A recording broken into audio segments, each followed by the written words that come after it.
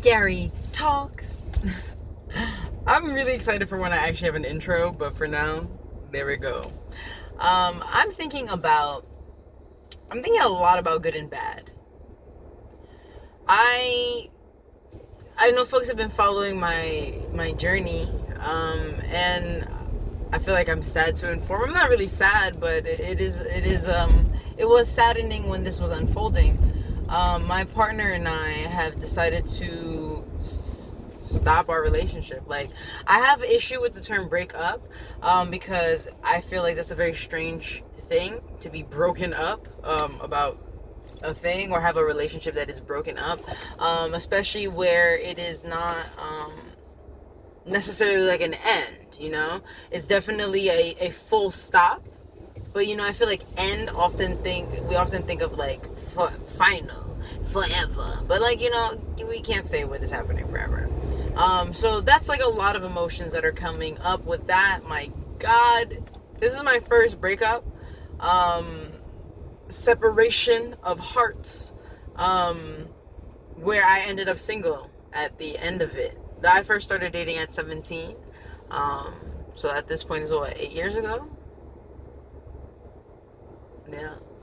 So quite a doozy of 8 years. Three relationships, 2 long-term ones. It's both 4 years. So I'm really closing a cycle right now. And it's just brought a lot of things to my awareness, like I have a very, I have a very aggressive nature. I have been a bully in the past. I've said that in another video, and I want to talk about that more extensively instead of just as in passing. But like, I've realized a really big block to me processing is this idea of being bad. Because it's not so much like, oh, I don't want to be bad, but like, if I start thinking like I'm bad, I'm shitty, then the things that I do, I'm like, okay, so I'm bad and shitty, so when I do bad and shitty things, it makes sense because I'm bad and shitty. So then how do I stop being bad and shitty? Everyone's like, just stop being bad. Stop being shitty then. And it's like, but how do we actually do these things, And how do we actually hold ourselves in these things that are shitty? How do we hold people who are in things that are shitty, right? Because accountability is crucial to any kind of change. And also, it is important that we understand, right? We understand the person who hurt somebody in a situation. It's important that they understand what they did was hurtful, how it was hurtful, why it was hurtful, right? Harmful.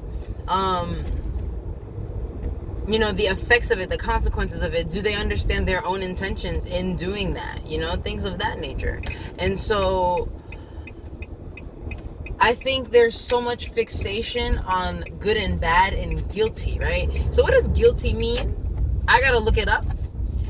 But from what I understand about guilty is you did it or you didn't do it, right? And that's why I think it's so annoying, our justice system, because we really be sitting here talking about did someone do it or not, knowing damn well that they did it. But what we need to talk about is the harm that was caused, why that was allowed, and how we can make amends, right? I think about George Zimmerman. That man shot Trayvon Martin. He shot that young man, right? He did it. He is guilty. He did it. But he left that case not guilty. How is that possible? Because we're really sitting here debating if something happened or not. No, it happened, okay? Let's talk about why it happened. Let's understand how it unfolded so that we cannot be here again. Because I don't want to have to deal with another rape. I don't want to have to deal with another black person being shot and then the person getting away scot-free. I don't want to have to deal with that. So we need to dismantle and talk about these things. And I think when we think about, especially in the case of rapists, right?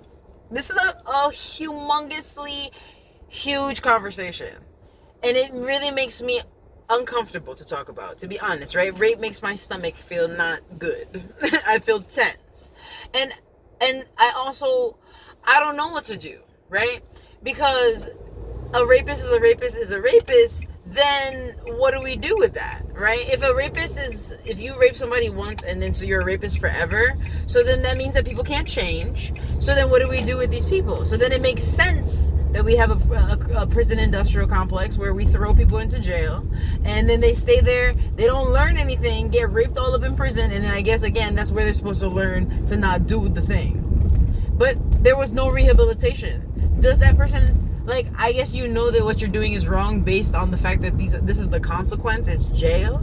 And also, is that person actually insured to not rape again? And is it what, just through brutal hard time, solitary confinement, being abused themselves? Like, where's the education? And where's the people who are like, oh, you know, like, fuck them, like, they don't get nothing, they don't have no friends, nothing.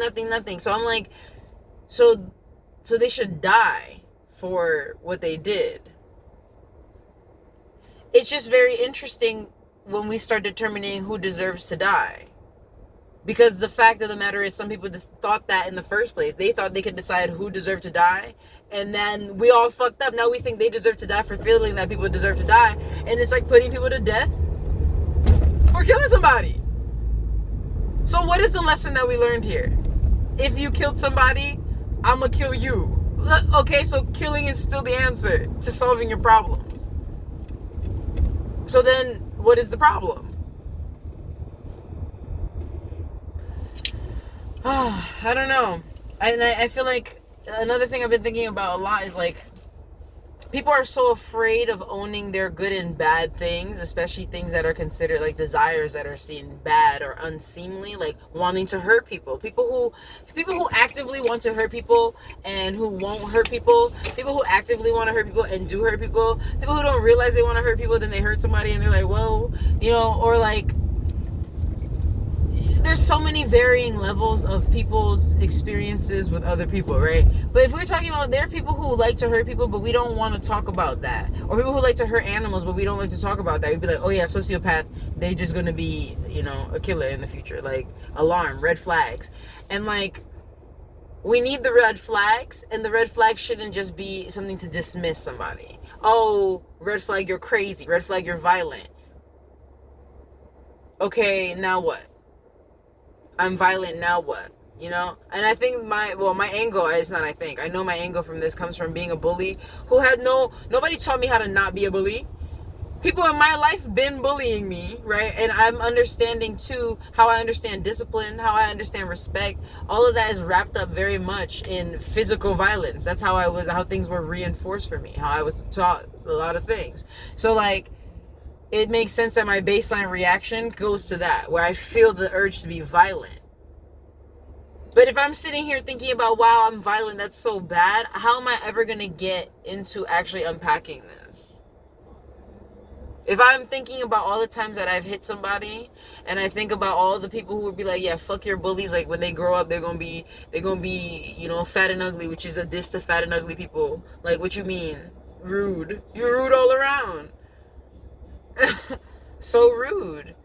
And like, it's just like this retributive nature we have. Like, they're gonna get there. Like, okay, karma happens. Like, things are they're gonna get theirs, right? I've had a very, very, very karma filled life where I have learned self-worth because I cause so much pain to people's self-worth. It makes sense that when I do something yucky, now I gotta sit with it too. You know, we don't need to dole out freaking pain onto people because it's coming. Like, the experience will come for them. And obviously, like, I think about when this happens on a large scale, right? Because this is happening within our government, within like places of authority where people were supposed to be protecting us. And like, thinking about extending compassion to them is very hard. Like, as much as I love compassion, I love it, I'd be like, can we just box them a little bit? Just like burn their house a little, you know? I'm kidding. But like, am I? You know what I'm saying? Like, there is a part of me that's like, what do we do? And also like, because it is true, how do we deal with a repeat offender? How do we deal with somebody who doesn't have remorse? How do we deal with somebody who doesn't want to be rehabilitated? How do we deal with that? Because the jail is not working. Because why is it the jail's not decreasing the crime? And there are criminals walking around everywhere. There's criminals in the White House, bro. So, like, what are we talking about, really? You know, it's just, like, very... I don't know. And all of this, like I said, just thinking about a lot of actions I've taken where I've been aggressive, raising my voice, putting hands on people. Like, it's just... It's inappropriate and unacceptable, right? And I feel like for me to sit in that and be like, it's inappropriate and unacceptable, and really sit, I know what those words mean. I feel like because I grew up with responsibility. My parents and family always made it very clear to be like what is acceptable and unacceptable. So I have that, at least a feeling of what, and I also know what is acceptable and unacceptable for me. And also just putting myself in other people's shoes, right? If somebody put their hands on me, I'm gonna be pissed. So yeah, I feel like I don't need to sit here and be like good and bad, right? Because I can sit with what that was, and instead of being like, oh, I'm so terrible for what I did, like, because then it can become a self-pitying thing where the focus is on the pain of the realization, like, oh, I'm shitty, versus like, wow, I did a shitty thing. What was that? Why did I do that? Why did I do that? Especially if you be like, I don't know why I did. Why did you do that then? Nobody forced you to do that. So why did you do that? What choices did you think were available to you? You know, why did you choose that course of action? And then were you willing to accept the consequences when you started that course of action? And here are the consequences right now. Like, I don't know. Just on my heart. On my heart and on my mind.